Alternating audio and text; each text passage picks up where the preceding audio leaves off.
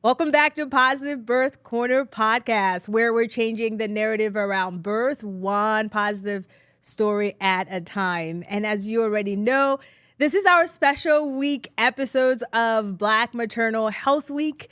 This is our theme is rooted in justice and joy.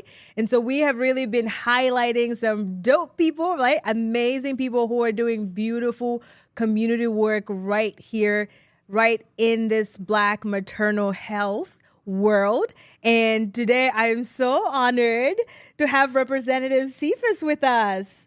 Thank you. No, thank you so much. Thanks for being very intentional about this conversation during Black Maternal Health Week. Yes. How are you feeling? I feel good. I feel great. I feel great that we are back being intentional, having a celebration about obviously the work that we've been able to accomplish here in Pennsylvania and how we've just really become the blueprint for so many other communities, so many other states. We even have some projects being replicated in some rural areas in Pennsylvania, which I never thought we'd be in Republican areas talking about people's birthing experience. Look at feels us. good. Look at us. Oh, wow. What are your thoughts about like this theme, right? I've been talking about this theme all week of like rooted in justice and joy. What do you think about that? Like this is like the 10th year, right? And I'm just like, whoa, this is like a deep theme. I think it just is a reflection that, we all should have the freedom to have the birthing experience that we hope and wish for. And that, it's rooted in justice and rooted in, identifying and seeing people in the space during their entire journey, but not forgetting that joy part. When we talk about, someone's birthing experience, we should be excited. We should be celebrating. Not just during the gender reveals, but going in and going out. It should, never be a situation where, Black mamas and Black birthing folk have to think about the question of, when I go into this hospital, am I going to come out having a negative experience that could have, long-lasting, impacts and conditions to, a pregnant individual? Or am I going to come out alive? Though that doesn't speak to joy or justice. That should not be. That should not be the conversation when you are pregnant, right? When you are birthing. Yeah, and as we use this as an opportunity to celebrate and continue to uplift the conversation and the great work that we're doing, it also is a reminder how much far we have to go, particularly when we just recently had somebody pass away, a midwife down in North Carolina.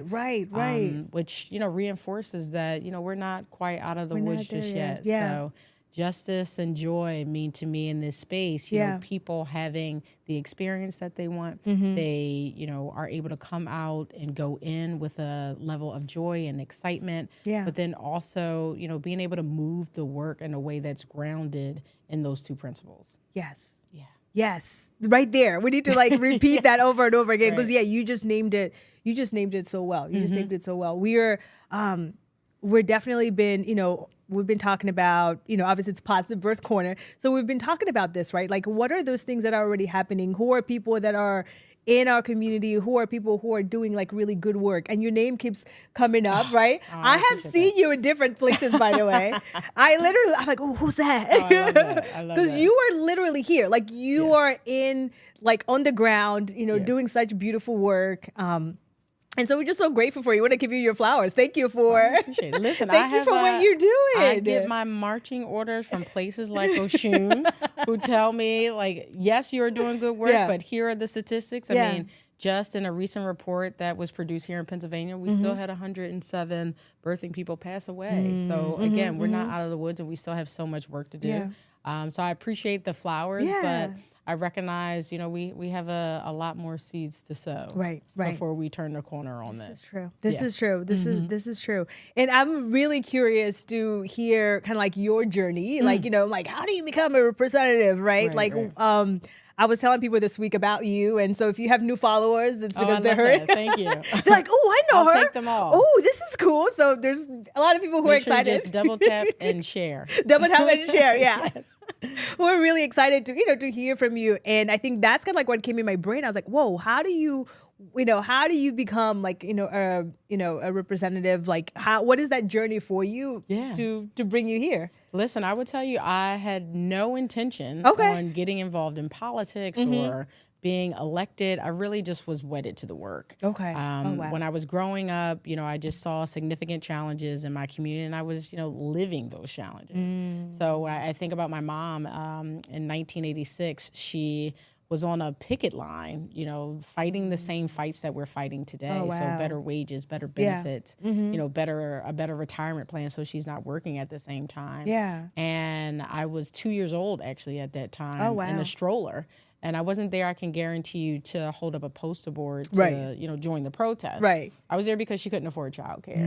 And, it just made me think at a very early age and growing up, just seeing the fight that she had to want a better life for her and her 4 girls. Yeah. Just reinforced, the importance of getting up every day and fighting for the life that you want. That included me waking up every morning at 6 a.m. in order to access a quality education, a quality high school, and having to travel an hour outside of my community in order to do that. But then also having to stay till 7 p.m. because I was running track, and in order to afford college, which is extremely expensive. Not only was I working that minimum wage job that was $5.15 at the time, and we're just at a whopping $7.25 right now. Wow. Right. You're like, what's happening? No, we're still a little bit behind. Wow. But it was those, just lived experiences that, drove me into actually getting into policy work. Okay. And, wanting to transform the community that I grew up in. Yeah. And recognizing I didn't want the next generation having to travel an hour outside their community. So I was able to help bring a special admit school, a magnet school, over into our area. Oh, wow. But then also, recognizing that, we got to be transformative as we sit in these seats. And again, I was one of those women that you had to ask me 7 times to run because, we're just thinking of all the reasons why not. When, some other people just wake up and say, of course it should be me. So I, did some work down at Councilman Curtis Jones Jr.'s office, 4th District Council person. And then I shifted over to the Philadelphia Youth Network, where it's a nonprofit that connects education and workforce development. And I realized, in that moment, we would put close to 10,000 young people in summer jobs each year. And, obviously it costs a significant amount of money. But there was this one young kid that actually went to Overbrook High School in my backyard. And he wanted a summer job, and we didn't have enough money to, put him into, a doctor's office or into a lawyer's office that he wanted to have that experience. So it was at that moment that was pivotal for me that we got to do better. Like government has to show up differently, particularly for our community and our challenges. And lo and behold, there was a race in 2016. I actually had to run against the Democratic Party, so I wasn't a chosen one. And, just ever since then, we've just been up in Harrisburg trying to be transformative. Wow. Yeah. Oh, wow. Oh, wow. Long journey. Oh, wow. I am very new to this, policy work, to what it really takes, as someone who is, so I am an immigrant, I'm a mother, right? Birthed here in Philadelphia, and, a birth worker, right? A doula, childbirth, all of these things, right? I recently, which is like low-key embarrassing because I've been doing this for 10 years. You're like, how is this recent to you? But recently really experienced what policy work, like how that really affects, like birthing folks. I'm sure you heard this, our local birthing center closed. Oh, yeah. Right? And when we started digging to be like, what do you mean it closed, right? This is like the only birthing center. Right. And then you find out that like policy work was part of that. Right. And you're like, whoa, okay, guys, let's start paying attention to what it is that's, that's going on. And I think that's why we've been so excited to really have this conversation with you, because we realize that when we talk about, Black maternal health, it is very much, it's multifaceted, right? There's all of these elements. Salima started us off, from Oshun, talking about, how Oshun Family Center has, therapists that they provide, right? They have lactation consultants, they have doulas, right? They have all of these people that are really supporting families. And it's like, also like one of the biggest things is like this policy work that does affect and really like changes people's lives. And so so I think as birth workers, we're like newer to this locally. We're like, oh, okay, we need to learn more. I'm curious to kind of like what brought you curious about Black maternal health? I can guarantee you it was not wasn't in my wasn't a crystal ball or wasn't on my bingo card. I would say that coming in as an elected office. Yeah. But it was actually I was sitting at a round table with then U.S. Senator Bob Casey, and he had organized a roundtable discussion of Black women and just wanting to hear what was top of mind. So if you remember a couple of years back, Black women were just, screaming at the top of our lungs about a U.S. Supreme Court seat with, yes, I vaguely remember that. I wasn't fully engaged. And now I'm like, I should have been engaged. No, and that's okay. It's okay. Well, we got her there, so that's all that matters. But it also was a conversation about how just Black women are the foundation and the cornerstone of the Democratic Party. But once, elected officials get into office, they don't necessarily center our priorities. Almost like they forget about us. Yeah, all the time. So he wanted to have a roundtable discussion about it. And during the conversation, it was myself. I won't name the other electeds were there because I'm only going to, out myself without not knowing. But someone asked, what are we doing here in Pennsylvania about Black maternal mortality? Yeah. And, the white guy from Scranton is obviously going to have a blank stare in our U.S. Senator. Yeah. But as, a Black woman, I had no clue what was happening in the space. Wow. And mind you had the Serena Williams expose that was out. Right. You had a series of Times Magazine articles being featured. And, I just said, well, let me dig more into the topic. Yeah. And then we had a young woman in my own legislative district pass away at a local hospital. And we were the same age. She was in better, workout condition than I'll ever be in. She was, had every degree you can imagine. Wow. But she still passed away. And, luckily she just recently got justice for her family. But it was that conversation mixed with, we were going into COVID. And my younger sister, who gave birth to our niece that's 5 turning 20. Yeah. That sounds about right. She was going in the hospital and, she was nervous about giving birth during COVID, as you can imagine. So many people that was many families. Hard times. Oh, yeah. It was hard all around. But to have someone so close to you and your family and, being in the space and understanding, what the outcomes have been and, what the treatment is. And I actually had an opportunity to sit with her through some of her, doctor's appointments. I can tell you they hated seeing me coming. I was gonna say, were you like a doula?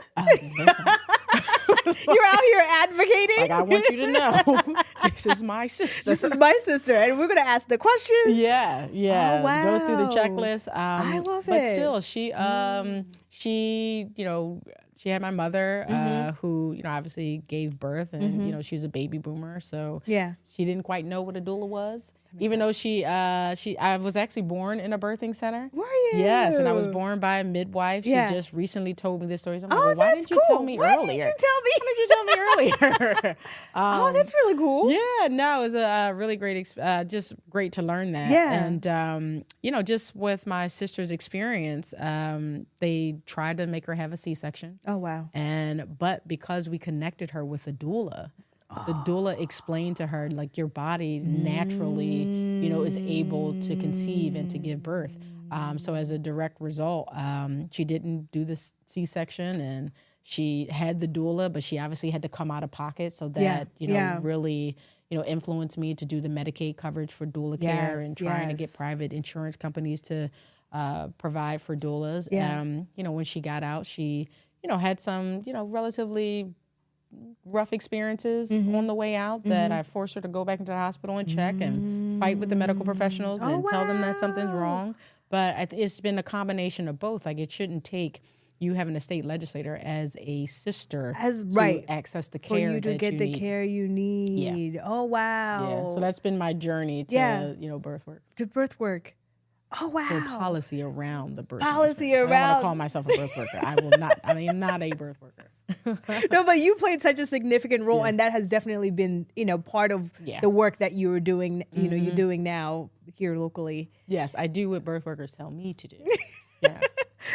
Thank you for Yeah, absolutely. absolutely. Listening to us, right? Oh, And yeah. being able to allow us to bring in that education, kind of like, what it is that is going on in this Yeah. birth world and what it is that we need. Like you talk about doula care, right? We talk about reimbursement, right? Yeah. There's all of these things. Like what does it look like to then care for the birth workers that are doing the work, right? Because the Yeah. birth workers are me. We're regular folks who have our own bills and kids, right? Like how do we do this sustainably to continue supporting?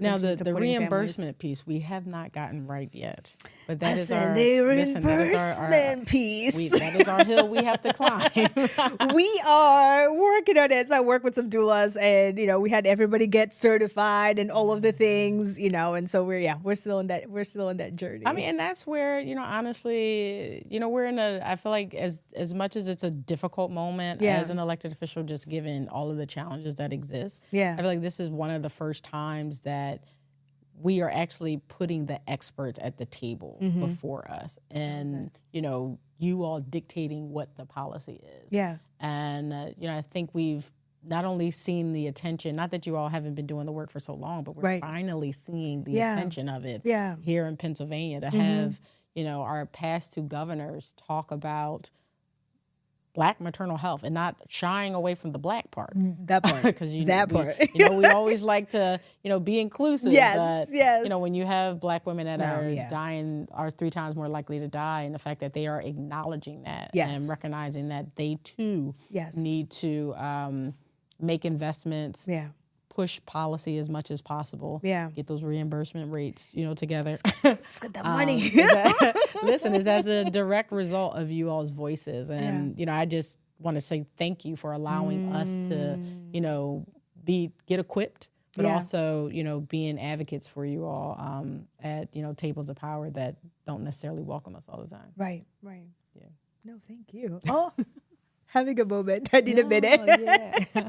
I mean, so we have had, we have a Positive Birth Corner. We have definitely pregnant folks that are, listening. We have college kids now, which is I think it's hilarious, but also really cool that are interested in listening, right, to kind of what is happening in the birth world. We have birth workers.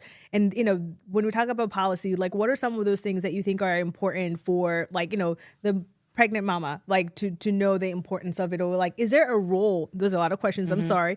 Let me let me start there. Okay. What is almost the importance of policy and how it does affect the mama who's expecting? Yeah. So we look at it from multiple different levels. It's almost like a framework that we've created to really address the issue. I mean, obviously we're coming up with policy, right? But where we're coming up with policy are from the experts. And as we move forward with the policy that, you all recommend, we also want to understand what is the impact of what we did. And I think that is the role of, birthing folks that, have had recent experiences. So when, we talk about Medicaid coverage for doulas, is that enough? Or, do we have a good pool of doulas, or is there a good pool of doulas, or did we just create another barrier? Because doulas have to be certified in order to, access the Medicaid reimbursements. But also to your point, is the Medicaid reimbursement enough? So, when it comes to birthing folks, that is the role I, see them playing is, you all are being impacted in real time with the policies that we're recommending. Yeah. Is it working? So not even just with the doula piece, but I worked on a project, Universal Basic Income, the Philly Joy Bank here in the city of Philadelphia. You were part of that. Oh gosh, it's my pride and joy. Oh my God, that is such an amazing program. Yeah. I mean, I'm not gonna say I played a significant role, but they had a funding gap. And, as a direct result of some conversations that I had with the University of Penn, we created a maternal health innovation fund that was, I think, roughly around $5 million, where, people on the ground, organizations on the ground were coming up with, ideas to tackle this issue. And, I thought we should fund it to see what works, what's not working, what should we bring to scale, what is the best practice.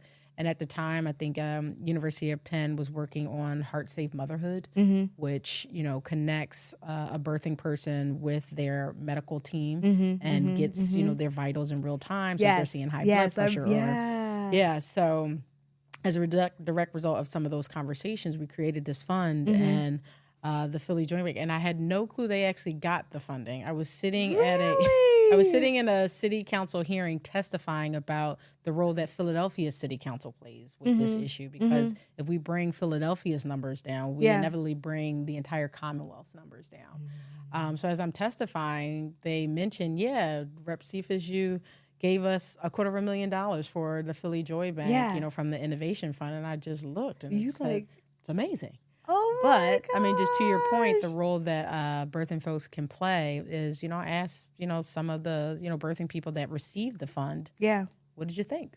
What did you Was think? it helpful? Yeah. Is this something that we should continue? Yeah. What other, pieces should we incorporate as a part of the program? They came back with some really great questions and really great recommendations and suggestions on, if this moves from a pilot to something being permanent, how to make it better and, have, a significant impact. I mean, they appreciated it was $1,000 a month for 18 months, 250, birthing people. And, which is amazing. Yeah.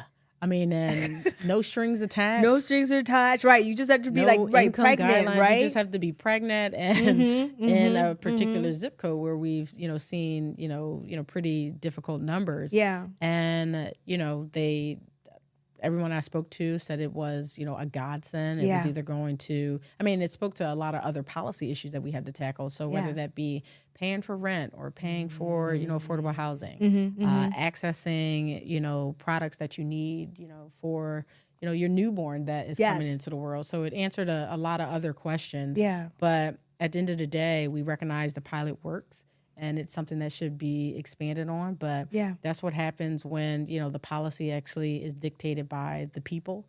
And, we have the ability to ensure that we are doing almost like quality control to ensure that what we're proposing is working. And if it's not working, how do we pivot? How do you pivot? Like those reimbursement rates. Like that. I'm going to keep going. Listen, I'm not mad at it. I'm grateful for it. Okay. Yeah. Wow. No, that's so powerful because it is really all connected. It is really all connected.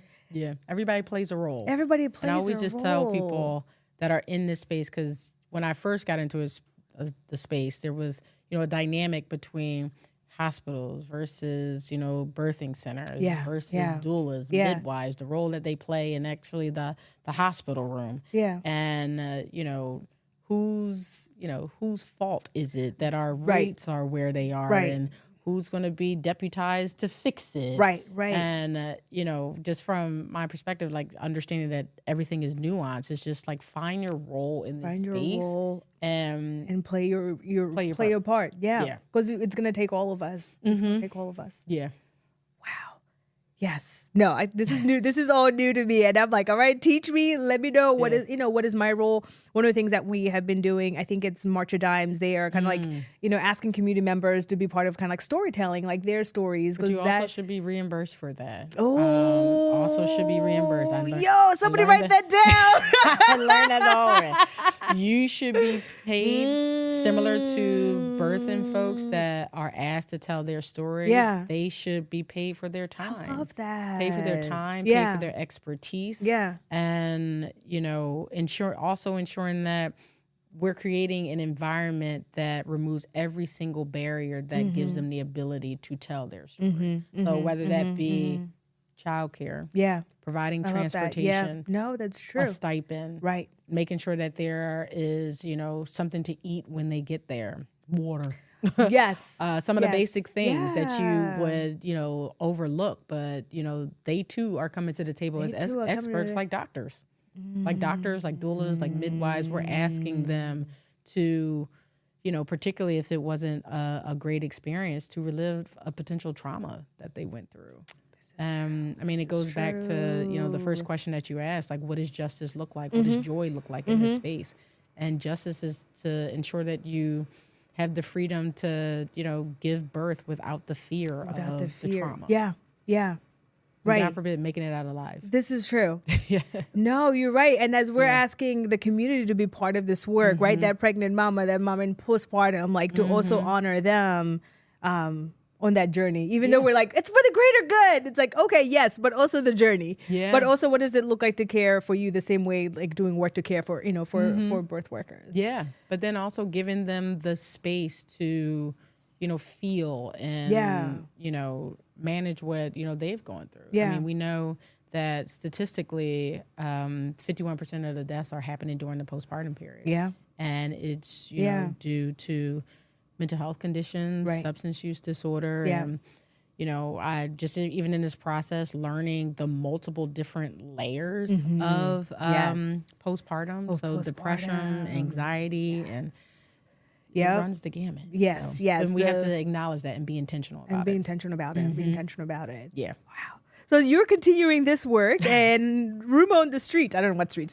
but I hear you're running for Congress. Yes. Can you break that down for us? Oh, absolutely. What that means? Yeah. So I launched a race for the 3rd Congressional District. Okay. Which is, part of the heart of the city of Philadelphia. It represents over 700,000 residents across our city. Okay. It ranges all the way from Chestnut Hill to, I call it the Northwest, but if you're actually from Germantown, you call it Uptown. All the way down to West Philly, portions of South Philly, North Philly, and Center City. So we have actively been on the trail since September. Okay. So I've been running, for quite some time. Yeah. Our election is May 19th. Oh, wow. Okay. And so we're really excited. It's an exciting time as, stressful as it can be. Yeah. I tell people, listen, it was stressful going up to Harrisburg, but, I understood what was at stake for so many of our communities. If we don't, fight for our seat at the table and demand an agenda that's a reflection of, what we are going through on a day-to-day. Yeah. And, I haven't been able to be a part of a team that took back a chamber with our humble majority of one, but it is a majority nonetheless that has really delivered for Philadelphia. I mean, has delivered for me in the Black maternal health space. Yeah. I mean, there had never been an intentional conversation like the one that we're having if we did not have that majority. And that's what I think of, Congress. Yeah. We need to just get some experience, down there that are ready for the fight, but also ready to be transformative. Yeah. So excited about the race. Oh, and my God. A lot of great conversations. Yeah. People have a lot of great questions. Yeah. Philadelphia is just, I feel like, coming alive in this moment as to, just our power and not just shaping our city, but shaping the Commonwealth and shaping our country. I'm a firm believer that Philadelphia will be able to change this country, and you feel that in the energy. You do. I mean, for this week, for Black Maternal Health Week, we are doing advocacy work right downtown, and also going to Harrisburg because we're really we're learning more and more of that, right? Like why, like how you saying it's going to take us. Oh yeah. And I think that not the politicians, but the people. But the people, yes. No, it's so true. And what's happening politically, right? Like it's just been like so heavy, right? And we all see it. I think I don't know if we had this before, but I think we're able to see it so much more, and we're seeing how it's affecting us. Yeah. So we're pissed, right? Like first, and we're like, what do I need to do? Yeah. It's like, don't vote. Do what Barack said. There you go. But no, in this moment, people absolutely have the power, and you get the democracy that you fight for. And right now, this is our fight. And, I firmly believe, as we celebrate, Black Maternal Health Week, think about all the work that we've done in this space with just so many, organizations fighting this fight before I even got elected office. I was beyond excited. I'm thinking like I'm going into this thing alone, but then I'm peeling back layers. I'm like, oh my God, there's so many organizations that have been doing this work. Just, help us uplift and, what we need to do. But, I think, in this moment, not only are we celebrating the progress this week, but we're also acknowledging the setback that we're going through in this country. Yes. When I talk about us being able to extend Medicaid up to a year postpartum, Yeah. where it literally Yeah. covered over 20,000 families. Right. I mean, that wasn't my work directly. It was the advocates on the ground Yeah. screaming at elected officials as to what we need to do. So when the opportunity presented itself, we didn't need a study, we didn't need a round table, we didn't need to produce a report. Our governor at that time, Tom Wolf, immediately went into action. Was like, yes. Yes, but understanding that was only for 5 years, and now that is potentially up or in jeopardy now. When we talk about Medicaid extension, when we talk about the affordability of our, Philadelphia and Pennsylvania, I mean, we had, I know this is not political, but I'm just going to state the fact. I'm listening. Tell us. When you have 47 talk about wanting to provide baby bonuses of like, I think $1,500, I'm like, that takes care of like maybe a month of childcare. Literally. And do you know how much childcare costs? Yeah, it's just like, no, we need to actually be making, people's lives better, particularly in this space. So when we talk about, and this is what makes, the federal, this is what makes Congress important. When we take back the majority, we have to, set and move bold ideas like universal childcare, Medicaid for all, like literally paid family leave, increasing the minimum wage, so we're not here fighting for $7.25. I'm like, can that even get us a gallon of milk today? No, so ma'am. I say that to say, that is why the 3rd congressional district is so important right now, because every step that we take forward here in the Commonwealth of Pennsylvania of trying to protect birthing folks and trying to protect families on the ground. Washington D.C. is forcing us to take 10 steps back. And again, you get the democracy that you fight for. And right now it's a fight. But that's okay. Right now, because we're coming from a history, a legacy of fighters. It's just our generation's time. Yeah. Part. I love that. You're right. And we're going to do it together. Oh, we are. We don't have to do it alone. We're going to do it in community. Oh my gosh, thank you. I appreciate you. Thank you so much for. Oh wow, I need to go process that. I need to go process that. But I'm going to ask you kind of like our last question that we've been doing in the name of this theme of rooted in justice and joy. When you take off all your hats that you wear. When is that ever? I don't know, but hopefully you have like moments of like, want to know like what brings you joy, whether that's something, it can be anything. What actually brings me joy is my family. My family, and just being, as families come with so much. But at the very least, you could, just sit back and, be yourself and, take off your cape for just a second. Right, because they just know you as you. Yeah, they just know me as me. Yeah. And so hanging out with family. Yeah. Actually, sometimes I'll just sit in church. Yeah. And just sit in like the back pews. Yeah. Elected officials are always sitting in the front. I go to the back. You like, I want to be in the back. I'm just going to, again, sit and take it all in. Just take take the it cape all off. in. Yeah. So I would say my family, sitting in church and being active. Reading. I'm reading this book right now called what are you reading? The Power of Positive Thinking. Yo! Yeah. The positive That's of power, cool. powerful Well, thinking. it aligns with Positive Birth Corner. Oh, yeah. And there was this that. other book that I love that's like all the rage right now. It's called Let Them. Which is yes. amazing. Is it okay? So I started It's it. so good. And I did not finish it. Should I finish it? Is it good? It just changes your perspective. It changes your perspective. Okay. How you show up in places. Yeah. How you interact with people. Okay. Particularly when people's energy is off. Yeah. And, you gotta stay grounded in who you are, what your mission is, what your purpose is. What in your life. purpose is. Yeah. So that's what brings me joy. Just reading and family. And don't miss church. Don't miss God. church. I love it. I love it. Oh, wow. Thank you. No, thank you. Thank you so much.